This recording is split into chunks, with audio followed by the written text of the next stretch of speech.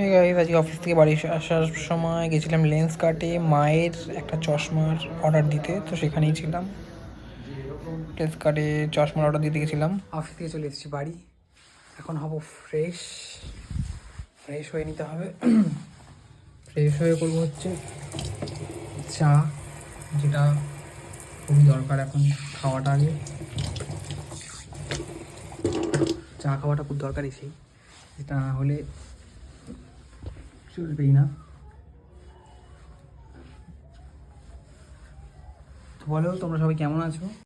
মা এখানে ডিমের এই ভাজাগুলো করেই গেছে, ডিমের অমলেট এই যে করে মা মনে হয় ফ্রিজে রেখে গেছে।